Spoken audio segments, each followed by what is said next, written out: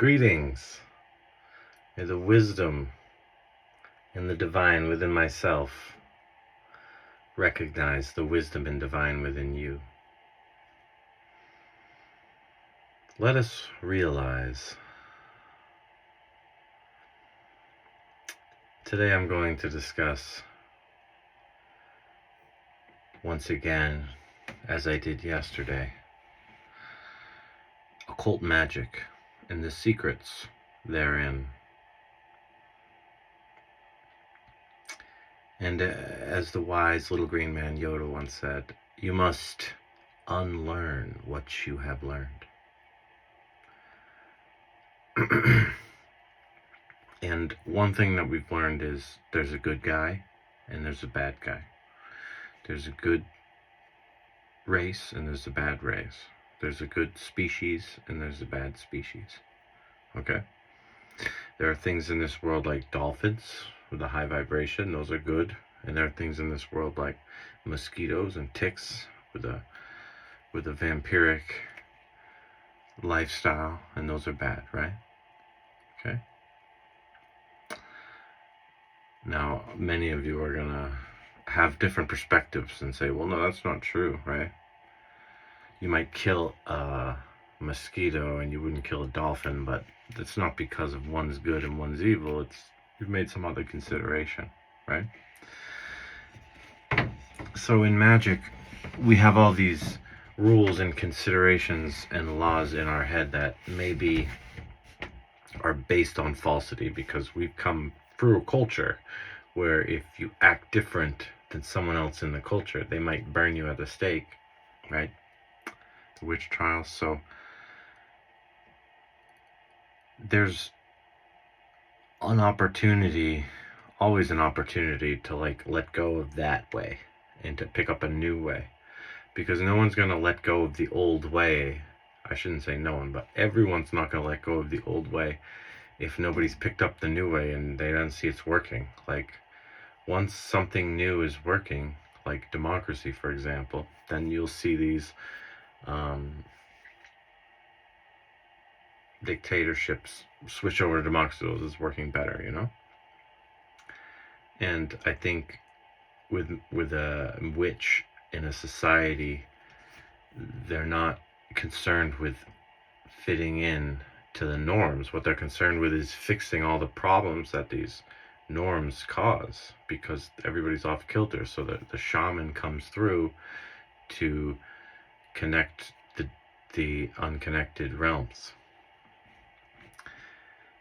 And I think what's kind of lost on people is they want to read a book and gain knowledge.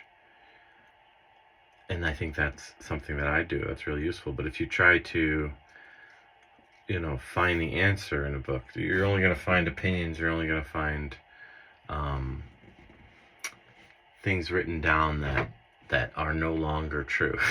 Like, nothing's true that's a word, because it's just trying to express a truth that is wordless. So you have to create the truth within yourself.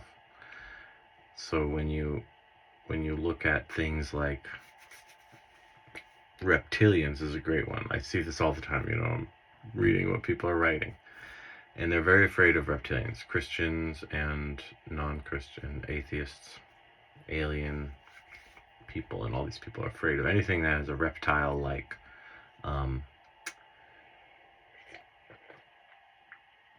reptile, snake, dragon, right? The Dracos. People are afraid of these things. Fearsome creatures, right? And I'm trying to reconcile all this, because I know personally I feel just as draconian and reptilian as I do mammalian and unicornian, and I feel like all of it, right? Or at least all of it that I feel, which is more than one thing. So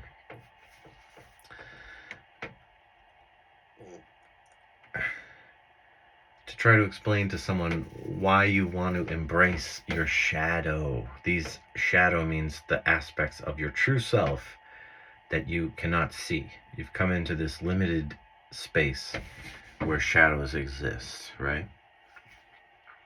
Even light beings deal with shadows. They work with the shadow realm in order to discover what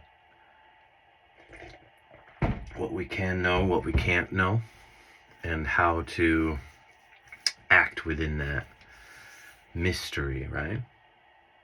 I think it all comes back to intention, because if you could imagine that we were all spirits, right? Instead of imagining this physical realm as the real world, and then we kind of imagine spirits. It's one way to look at it, but let's try a different way. Let's say we were all spirits. Not like this guy, but like we were all maybe one spirit, and then in some ways many spirits, and these many spirits, like how the brain talks to itself, like, yeah, we're all one, but also we have our individualities, and these individualities decided to create a material realm. So just like I might go to a sandbox and decide to build a castle, they set up rules within the realm, and the rules that people want to say are true, like that we're in a firmament, or that Jesus is God, or that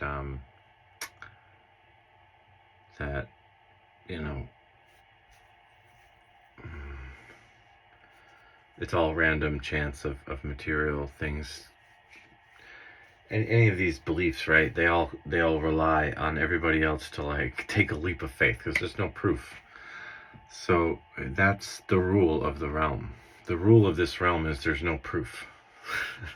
Because the physical limitation is a game for unlimited beings to play.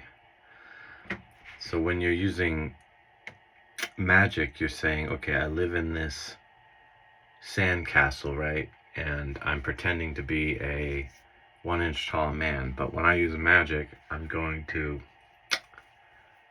basically ask my oversoul, right, to change the shape of the sandcastle. Because in the game with the little army man or whatever that you're playing with, each individual human is like one of those army men, right? And they're all in the sandcastle, and the oversoul has built this realm, this sandcastle, but it's completely malleable, right? And the oversoul could, in theory, like forget about the sandcastle, and the weather just kind of takes, oh yeah, and it comes back and fixes it, right? In theory, all these things, right? But it's all part of the plan, because the game isn't just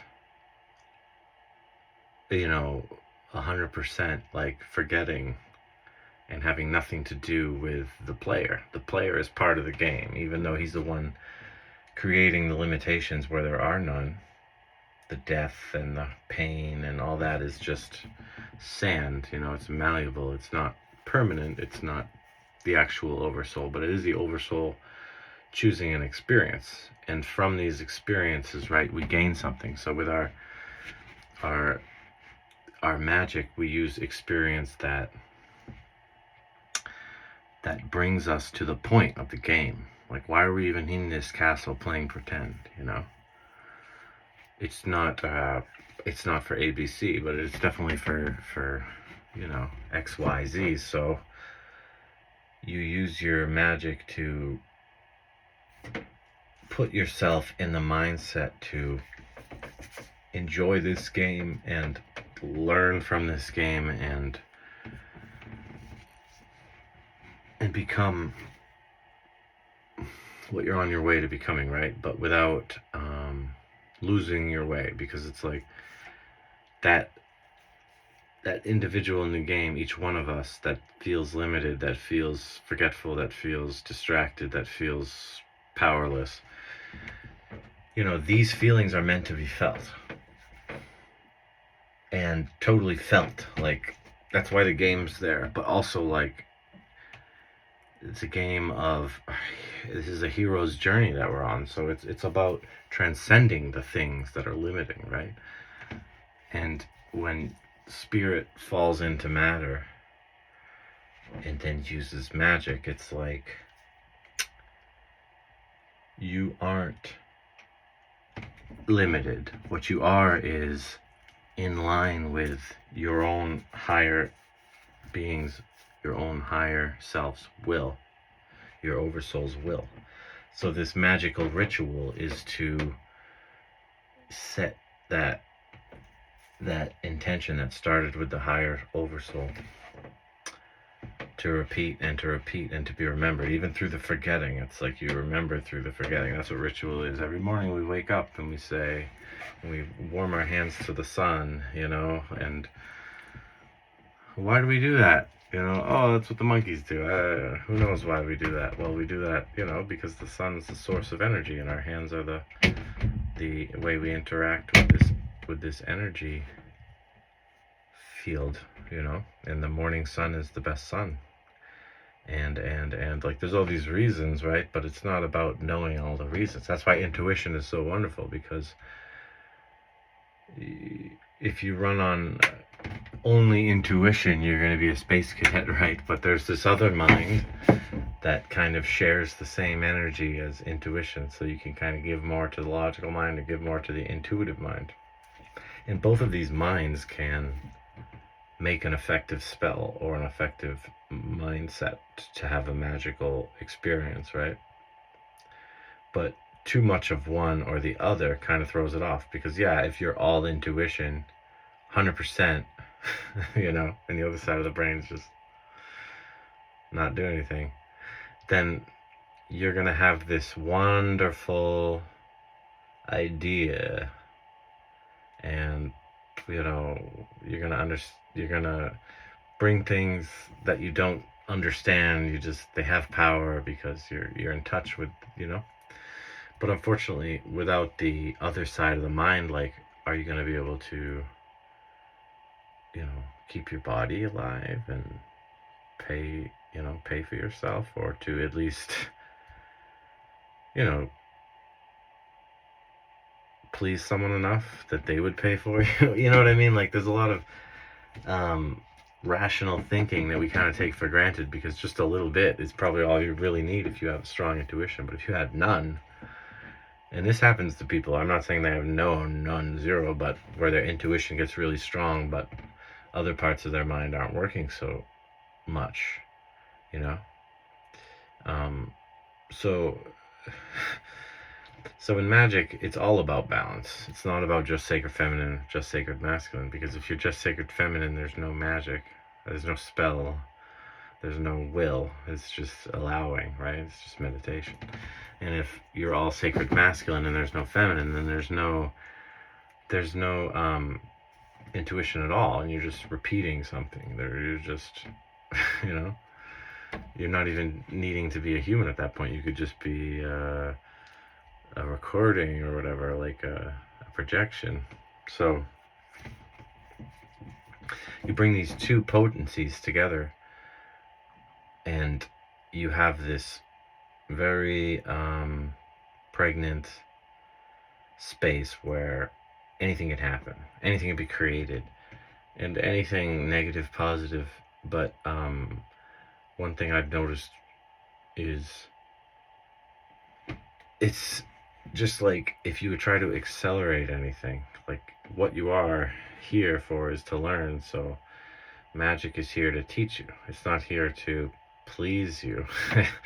It's here to keep you where you're destined to be. So if you try to, like, break free of your destiny with magic, it's kind of like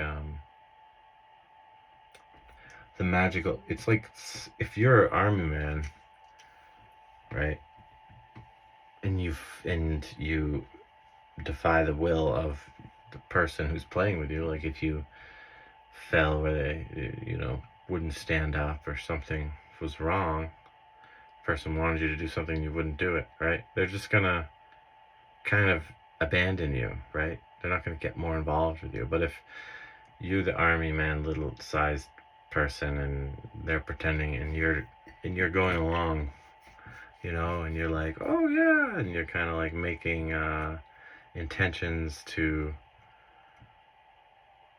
adhere to what the oversoul thinks. And people are like, well, what the hell is the oversoul? What does that have to do with me? Like, I have my own will. What's this other thing? That's not me. That's an oversoul. No, the oversoul's just like a parent. It's like a parent knows what's best for the child. The child's so young that yes, they have opinions and things, desires, but they don't know the big picture, right? So the parent has to be there to like let them learn for themselves, but also to protect them from just what's beyond them. You know what I mean? Like a lot of people I hear talking about like fearing demons, and it's like, first of all, angels are not all like always good, and demons are not always bad. It's just like a resonance where there's like a high resonance angel and a low resonance demon, but low doesn't mean bad and high doesn't mean good. You know, like what's good for one also would destroy another. Like high resonance is deadly, right? Like it's amazingly for, you know, connecting to the cosmic consciousness and maybe overcoming the physical limitations of you know, what's possible through higher consciousness. But like in a low consciousness state, when you're hit with that high frequencies, boom, you just explode. Like if you hit certain bugs and stuff with a high enough frequency, it'll kill them. You know, like there is, you know, there's a reason that the number of hertz on Earth isn't like 63 trillion, because there'd be no life here. You know, as we know it, there'd be no what we call life, organic life. So you always want to bring that into the picture, because a lot of people have gone off on this tangent with their magic. Like they've gone like, we need to you know, the Mason like control the world route, or it's like we need to like completely, you know, stop interacting with the world and just be solitary, or we need to like, you know, attack the bad people with magic. I totally get that like idea. I've had that, you know, type of thought, more like bind them from doing harm, but still, like you gotta go after. We gotta use the magic, and I don't do that anymore unless somebody's coming after me. I don't go after. You know, I don't target. You know, bind, because everybody's here to learn a lesson, right? So I'm here to learn how to use magic in a way that doesn't bounce back and slap me in the face. And part of that is free will, right? Not hurting someone's free will doesn't mean necessarily that you're a freedom fighter. You know what I mean? Like that might come into play at a certain time, but like if you spend your whole time trying to focus on this evil and destroy it, and then you become it.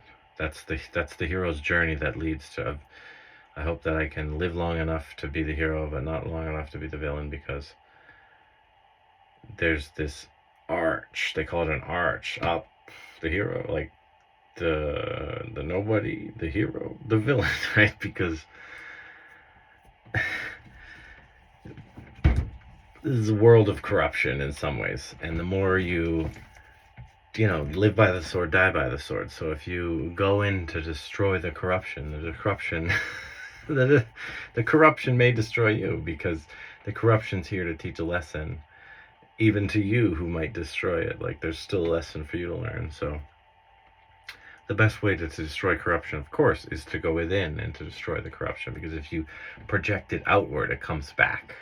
Because this place is not the hero's journey in this particular time, realm, space for us here now, is not about sacrificing our life, or I mean in like a literal sense, or, you know, fasting to the point of death for spectacle, or like a lot of these things. Like these are not roads to higher consciousness. Fame is not a road to higher consciousness. What's a road to higher consciousness is breath. It's like letting go and breathing. Letting go and breathing. Higher consciousness, right? It doesn't matter what's going on outside, because you came here for a purpose, and you can always fulfill that purpose through your breath. Your breath is going to lead you to do the things you need to do. If you need to go to work, your breath is going to carry you through the day. If you need to eat food to live, the breath is going to digest that food, right? If you need water to stay hydrated, the breath is going to make that water useful to your body, oxygenate it and bring it into, make the blood usable. Like the breath, as soon as you stop breathing, just for a short time, then you'll be off to another realm. This is the world of breath. So learn to control your breath, and you'll control everything else. If you want to control, if breath work just, you hate it, then I guess you didn't come here to learn control. But that could always change. Like once your oversoul teaches itself the lesson by playing with you itself as you in this sandbox, once the lesson's learned, now it's time for a new lesson, right? Because it's not going to just keep teaching you once you've learned it. You're going to keep meeting the same person over and over, dating the same dude or whatever the fuck you're doing over and over and over. That never stops because you haven't learned the lesson. Because your ego or your trauma or your ritual habit has led you to this place. So it's not easy to get out. But the repeating makes it clear that you need to change something, even if it's not easy. Right? Because if the oversoul came in and the game was too easy, it would get boring real quick. So there has to be just enough challenge that it feels difficult, but not so much that it's impossible. Even if it feels impossible, it never is, because you can always breathe. You can always breathe. And if you can't breathe right, you're going to leave. So that's that. There's nothing you can do about that. Another thing is the more you can control your breath, right? And this state, the more this physical body where you're trying to bring this magic into, the more you have control over your breath, the more you have control over how much magic is coming and what kind of magic and how you're going to deal with that, right? Because that's the connection to the infinite, to the immortal, to the magical, is the breath, that in and out, because you have all this stuff from the physical world and you need to take it in to stay alive. But then it's like, oh, I have all this stuff, I need to let it out to survive. Take it in to survive. Let it out to survive. That's going to keep happening. Yahweh means inhale, exhale, masculine, feminine. This is what it means to exist. I am that I am, right? I am that I am. And then everything that you're not, because you don't actually utter what you're not. It's kind of what I'm getting at. If you're doing a spell, you don't say all the things that you don't want. You say the things you do want. You focus on those. So an effective manifestation style spell. So there's a clear path, right? A clear path that involves removing our attachments to what we consider cultural norms. And, the cultural norms are there to teach people lessons. So I wouldn't say they're bad. What I would say is they're here in those with ears to hear, right? Those with ears to hear that hear this message. And I'm not the only one with this message. I'm the only one with this exact message, but you know what I mean. This type of message. Those with ears to hear will hear. Those who don't have ears to hear will either not even hear or ignore. Most people, they're just like, yeah, that sounds nice, but the real world is such that I need to watch TV and go to work and suffer and small talk and all the things that we associate. We as a spiritual person might be tiresome in this world, but it's also like we're here to learn from that, because these people are trying to meet us and we're trying to meet them, but we're so far that we need to come together in like a space where we all agree on something. And that's like if you were making the sandbox and there were one guy or girl in each corner was controlling the pieces, right? Each oversoul, if you will. Then it would be like, okay, we all have our own castle. We all have our own castle. Nobody touches each other's castle. Sorry, that's how the game's fun. But we also have this middle space where everybody's allowed to go and play together, and that'll be even more fun. And we can touch each other's castle, but, you know, we'll be respectful. So that town square area, this is where we all share a collective. This is where our individuality comes to meet another individuality and interact. That's why there's more than one individuality here. And that's why, you know, magic, when people use magic together, is so powerful. Even over the phone or something. Like if we pray together, it's powerful because more than one person playing a game is fun. You know, it's fun to play by yourself, no doubt, because then you get to control everything. But then that gets tiresome. When you're infinite, you know, you can spend a lot of time doing something, but eventually you're going to want to do something else. And part of, I think, this mortality that people love or hate is, or are just okay with, part of the mortality is that we could get really into something, even if it's not healthy, even if it's like not balanced. You could just dedicate your life to just that, and then you die, and then you start something totally new. You pretty much leave that alone. Next life, you're sick of that. You do something totally different.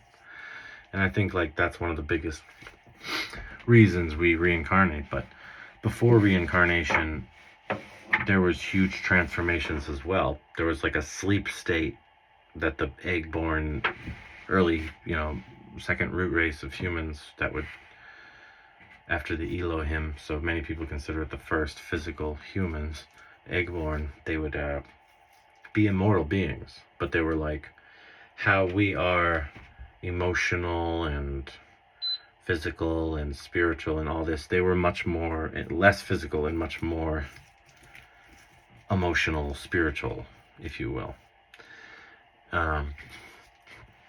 Soul using matter like a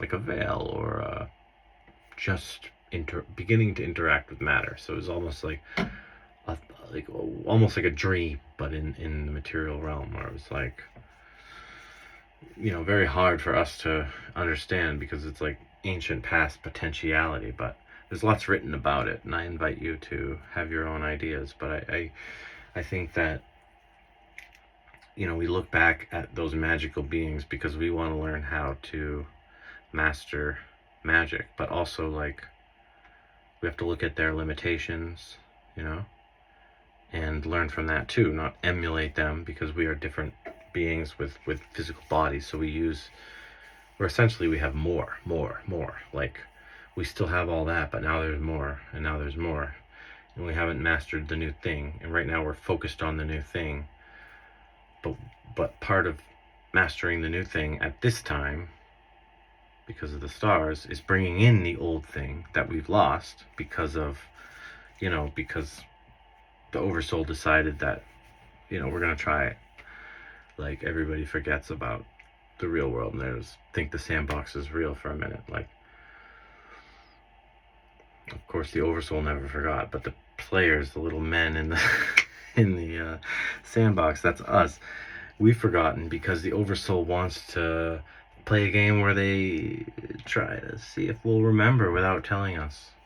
You know, just kind of like, you know how kids will be like, let's play guess what I'm, you know, 20 questions. Like, that's what's going on right now. So, you know, if you're obsessed with waking other people up, then it's like, maybe you're not awake. Maybe you're taking this energy that the oversoul's giving you, like, wake up, and you're pushing it back out. You're like mirroring it out into the world, when really it's like you need to absorb that message. And we come back to like the succubus vampire energy that, again, is classified as evil and terrible and the worst thing ever, in our subconscious mind, you know, like even myself, you know, like vampires, the worst, but also interesting, right? But also necessary, but also a part of the system, because the reason a mosquito is needed, right? And taking the vitality direct blood source and bringing it back to incubate and to procreate and to live forever and to, taking the really potent spiritual fluid from the animals and the humans and turning that into another vampire. Like that's what's going on with mosquitoes, and that's why we perceive them as evil. But if we open that up a little bit, because magic is not considered good in our regular cultures, Christian, Muslim, Jewish, like generally speaking, unless it's like a very, very narrow type of magic, then it's going to be considered, evil, sorceress, terrible. And deliberately keeping people in the dark is obviously where that comes from, but we need to re-examine everything that we think is evil, because a lot of that is the key to our magic. Like, I'm not talking about sex. Everybody has sex. Nobody stopped having sex or caring about sex. The problem is what sex is, how to do it, what its purpose is beyond procreation and pleasure is not known by even advanced spiritual people, because that's like one area where there's a huge blockage. Like, you're not even allowed to talk about that on the internet. And there's very many people that are very, very traumatized by the sexual experience, because we are supposed to have this divine right that is the moment where the physical limitation can be transcended through union of physical, soul, emotion, right? It's all of it, because it's really not sex if there's no physical, emotional. I mean, it's not love making. It's not like true love making. Spiritual, soul connection, right? And during this union, that's where our magical potential is birthed. Like every woman's moon cycle, and of course women being the dominant magic users out of the two sexes, this moon ritual, is aligned with the moon, is so potent and right to the core of like, oh, it's bad, the rag, PMS and all this stuff, and that's dirty blood and yuck, and don't talk about it, and like put all these chemicals and drugs and on and on and on and on, and the moodiness, right? All this stuff, like, it's all negative, and that's very purposeful, because moon blood is like it's like how every it's like men and women were pretty much the same, let's say, same power level all month. Men have their strength, women have their strengths, but then all of a sudden women go into like star power mode, like when Inuyasha, it's a full moon, he turns, like, his hair turns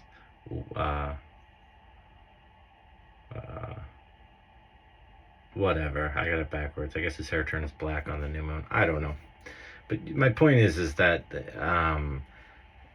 full moon, new moon, I don't know where the cycle is supposed to fall. I've heard both, and I'm not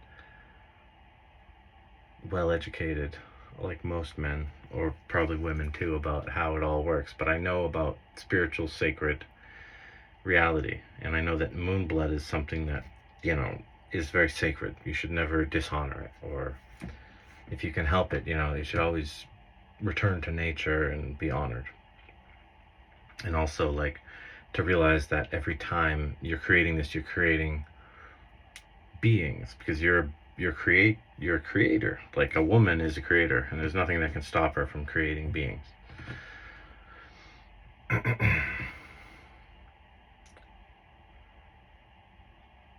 And, a negative being, so to speak, what we consider negative, is going to want more beings like it to support it. So if you continue to associate moon blood with negativity, then you create a negative or you're more likely to create a negative being. So, take this opportunity, use the knowledge, because it's going to change the atmosphere one soul at a time, and no one's going to do this. I should say, not everyone's going to honor their moon blood unless a lot of people are doing it, and they're not ashamed, and those are successful people, and they're doing it, and it's going to become normal. Like, all this stuff becomes normal, and it once was normal. It does take brave people to just be genuine in themselves, and some people, it's not even brave, it's their nature. I mean, some people are brave, but some people, they can't help it. It's like it would be brave to hold it in almost, but not really brave, because who are you helping? It's like, we got to open this throat chakra because our heart chakra is full, and we have all this love, but we need to spread the love around, and it's through our communication, right? It's through our bridge into the divine, into the universal. It's like we want to bring free energy into Earth. There's no physical limitation to energy, but the limitation is the morality. We need to have a support system where we don't have all these villainous people trying to use all this energy to destroy themselves because they've been so traumatized.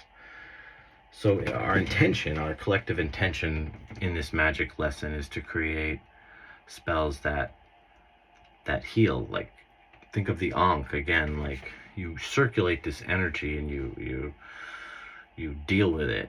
You don't just shoot it off at someone else or throw it in a compartment somewhere and store it in a fat cell. You take it, you bring it, you deal with it, heart, mind, up in, and you assimilate it.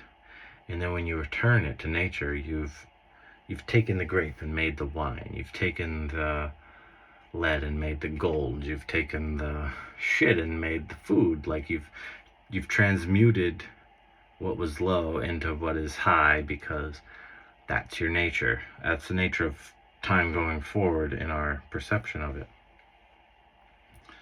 As we are certainly something high made low, right? And what comes down must go up.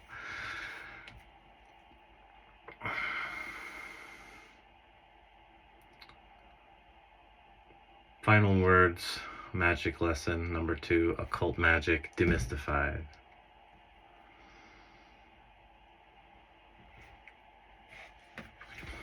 Unlearning what you learned means what people call ego death. And ego death is not going to be achieved if you just eat mushrooms, or if you just fast, or if you just read a philosophy book. Ego death is going to happen from moment to moment each day. You're going to have a thought.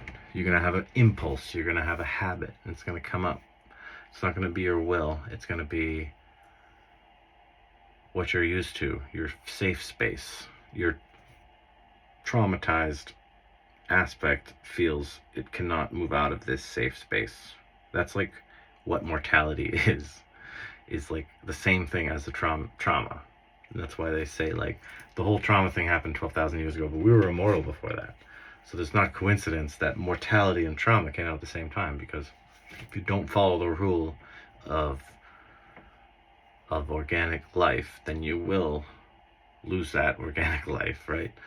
So that organic life becomes traumatized. But the reason it's traumatized again is because it's forgotten that it is not this life.